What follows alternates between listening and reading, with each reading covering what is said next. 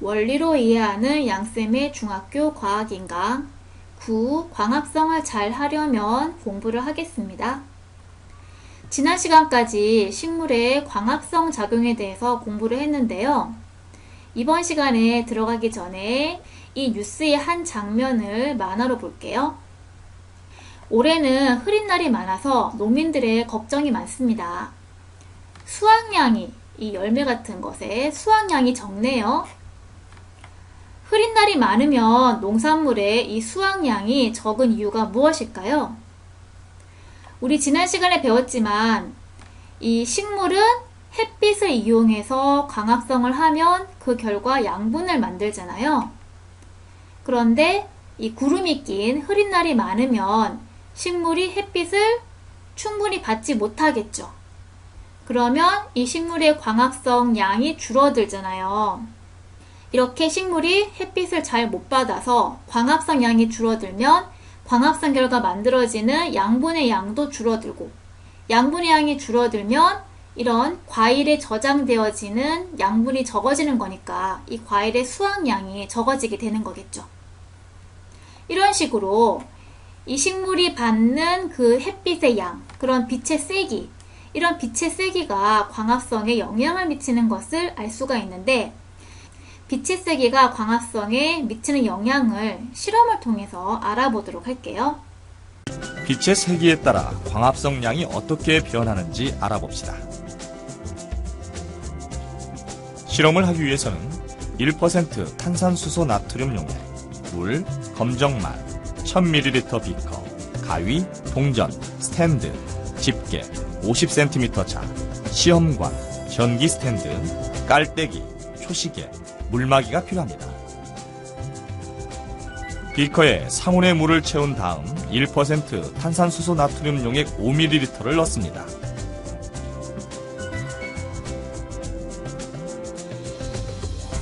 광합성에 필요한 이산화탄소를 공급해주기 위해 1% 탄산수소 나트륨 용액을 넣습니다.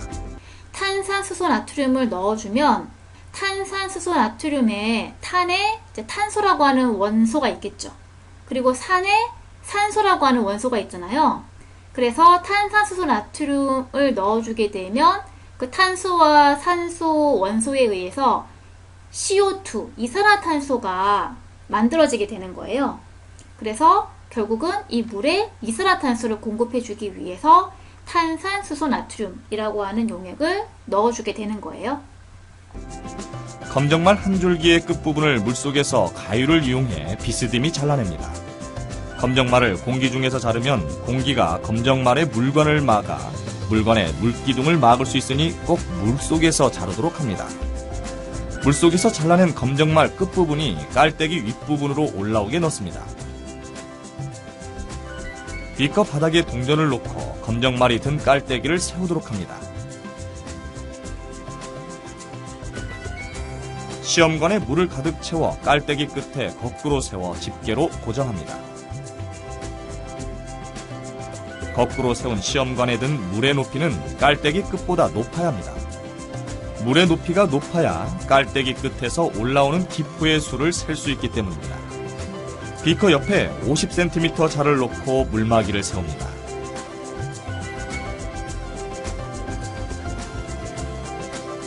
전기 스탠드에는 빛뿐만 아니라 열도 함께 발생하기 때문에 물막이를 세워 열을 차단합니다. 물막이는 물이 들어있는 수조를 얘기하는 건데요.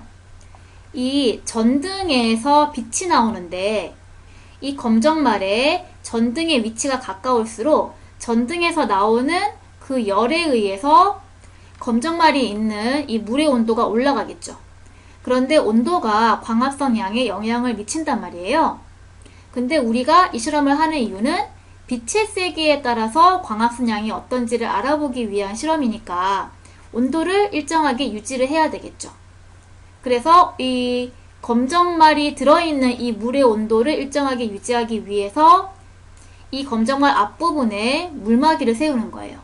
그러면 전등에서 나오는 이 열을 이 물막이에 있는 물이 흡수해서 검정말이 들어있는 이 물의 온도는 올라가지 않게끔, 그러니까 이 물이 전등에서 나오는 그 열을 차단시켜주는 역할을 해서 검정말이 들어있는 이 물의 온도는 일정하게 유지가 되게 해주는 그런 장치인 거예요.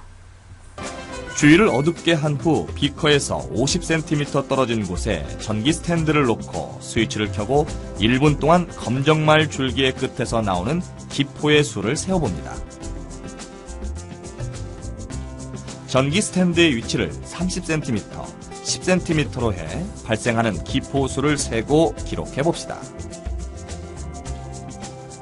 전기 스탠드를 켰을 때 검정말에서 기포가 발생하는 것을 관찰할 수 있었습니다.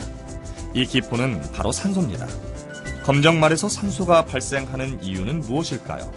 바로 검정말이 전기 스탠드로부터 나오는 빛 에너지를 이용해 광합성을 하기 때문입니다. 검정말이 담긴 비커와 전기 스탠드 사이의 거리에 따라 검정말이 받는 빛의 세기는 어떤가요? 네, 전기 스탠드가 가까울수록 검정말이 받는 빛의 세기는 증가하죠.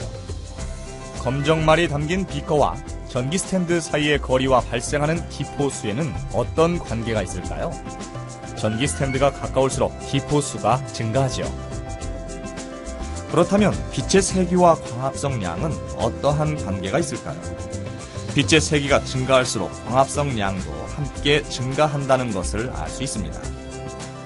그러면 실험 결과를 정리해 보면요. 식물과 이게 물막이고요. 이게 전등이잖아요.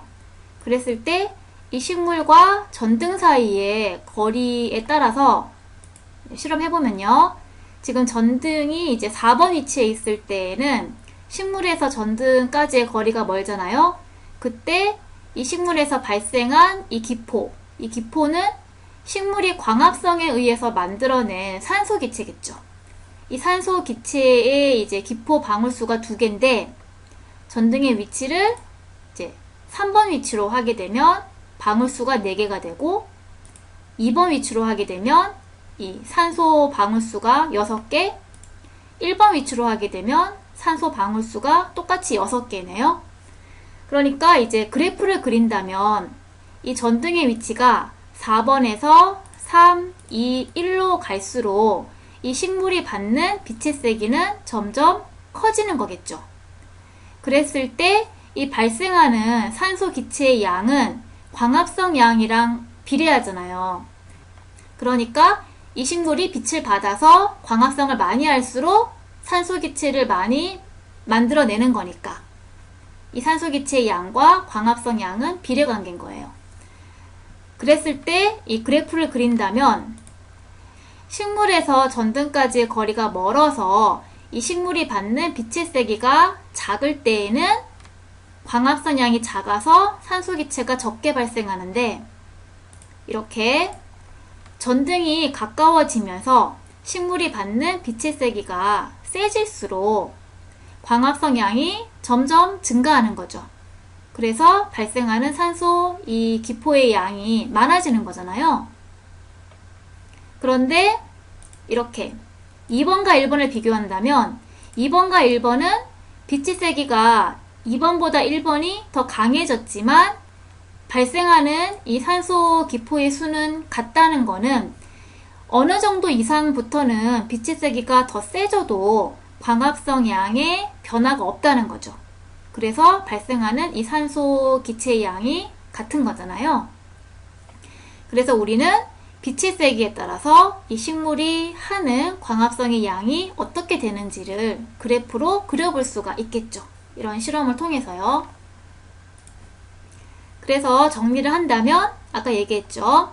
이 광합성 양은 빛의 세기가 강할수록 증가하다가 일정 그 빛의 세기 이상이 되면 빛의 세기가 더 세져도 광합성 양은 증가하지 않고 일정하게 유지가 되는구나 는 것을 실험을 통해 알 수가 있다는 거예요. 이거는 이제 빛의 세기와 광합성 양의 관계이고요. 또 이 광합성 양은 이산화탄소 농도에도 영향을 받아요. 왜냐하면 광합성의 이 화학 반응식을 보시면요. 광합성이라고 하는 것은 물 더하기 이산화탄소, 이것이 빛 에너지를 받아서 포도당과 산소를 만드는 그런 과정이잖아요. 그때 앞에서 얘기했지만 빛의 세기가 강하면 이 광합성 반응을 많이 하겠죠. 그래서 산소를 많이 만들어내는 거잖아요. 그뿐 아니라 이산화탄소의 농도가 많아도 광합성을 많이 해서 산소를 많이 만들어내겠죠. 그래서 이산화탄소의 농도도 마찬가지예요. 이 광합성 양은 이산화탄소의 농도가 높을수록 광합성 양이 많아지게 돼요. 근데 일정 농도 이상이 되면 광합성 양이 더 이상 증가하지 않고 일정해지는 걸 볼 수 있죠. 이렇게 이제 광합성 양이 빛의 세기와 이산화탄소 농도에서는 이제 비슷한 경향을 가지는 거잖아요. 어느 정도까지 증가하다가 일정 시기에 이르면 더 이상 증가하지 않고 일정해지는 그런 경향성을 가지는데 왜 이렇게 되어지냐면 여기 써있죠. 이 광합성은 결과적으로 엽록체에서 일어나게 되는데 엽록체의 개수가 일정하잖아요. 그래서 이 광합성은 일정한 개수의 엽록체에서 일어나니까 아무리 많은 빛의 세기와 이산화탄소를 공급을 한다 해도 광합성이 일어나는 엽록체의 개수가 일정하기 때문에 그 엽록체들이 최대한으로 많이 할 수 있는 광합성 양을 했다라고 한다면 아무리 그 이상의 빛의 세기와 이산화탄소를 준다고 해도 더 이상의 광합성은 일어날 수가 없는 거잖아요. 그래서 이 광합성 양이 계속 증가할 수는 없다는 거죠. 광합성 양의 최대는 이제 한계가 있다는 그런 얘기죠. 그리고 이 온도도 광합성 양에 영향을 미치는 환경 요인이에요. 이 그래프를 보시면 온도가 어느 정도까지는 올라가면 광합성 양이 증가하잖아요. 그런데 약 40도씨 이거 이상으로 온도가 올라가면 광합성 양이 급격히 감소하는 걸 볼 수 있죠. 이렇게 광합성이 또 안 되는 것까지 볼 수 있잖아요. 왜냐하면 식물체에서 광합성을 일으키는 효소가 있는데요. 효소들은 단백질이에요. 그런데 이 단백질의 성질이 어떠냐면 예를 들어서 이 달걀의 흰자가 단백질인데요. 이 달걀 흰자는 열을 받아요. 이렇게 40도씨 이상의 열을 받게 되면 이 투명한 달걀 흰자가 흰색이 되죠. 이런 식으로 단백질은 열을 받으면 성질이 변해버려요. 그래서 이런 식으로 그 식물체를 이루는 광합성을 일으키는 이 효소도 단백질이기 때문에 40도 이상의 열을 받게 되면 이 효소라고 하는 단백질이 성질이 바뀌어버려서 이 효소들이 광합성을 일으키게 하지 못하는 거예요. 그래서 결과적으로 40도씨가 넘어서는 온도에서는 광합성을 제대로 할 수가 없는 거죠. 그래서 광합성 양이 급격히 감소하게 되어지는 거예요. 그렇게 해서 이 광합성에 영향을 미치는 환경 요인 3가지를 알아봤고요. 실제 정확하게 얘기한다면 이 실험은 이 빛의 세기 같은 경우에는 나머지 이산화탄소 농도와 온도라고 하는 환경 조건을 일정하게 했을 때 빛의 세기가 증가했을 때 광합성 양이 증가하다가 일정해지는 이런 그래프를 그리는 거예요. 그리고 이산화탄소 농도도 마찬가지예요. 이 빛의 세기와 온도를 일정하게 했을 때 이산화탄소 농도가 증가할수록 광합성 양이 증가하다가 일정해지는 거예요.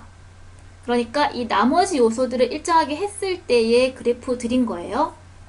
온도도 마찬가지겠죠. 빛의 세기와 이산화탄소 농도를 일정하게 했을 때 온도가 증가하면 광합성 양이 증가하다가 어느 시점부터 급격히 감소하는 그런 그래프를 그린다는 거예요. 그리고 한 가지 더 궁금하게 되어지는 거는요. 이 광합성 반응식을 보시면 물이라고 하는 것이 이산화탄소처럼 광합성의 원료잖아요. 이 물은 광합성의 원료인데 물의 양은 이산화탄소처럼 광합성의 양에 크게 영향을 미치진 않아요. 왜냐하면 물은 그 식물의 뿌리에서 계속 흡수를 하잖아요. 그래서 물은 그 세포의 그 엽록체 속에 충분하게 물이 들어있어요. 그래서 특별한 경우를 제외하고는 이 물이라고 하는 것이 광합성 양에 영향을 미칠 정도로 물이 부족하진 않다는 거예요. 그래서 오늘은 이 광합성이 영향을 미치는 환경 요인 3가지에 대해서 알아봤어요. 여기까지 수업을 마치도록 하겠습니다.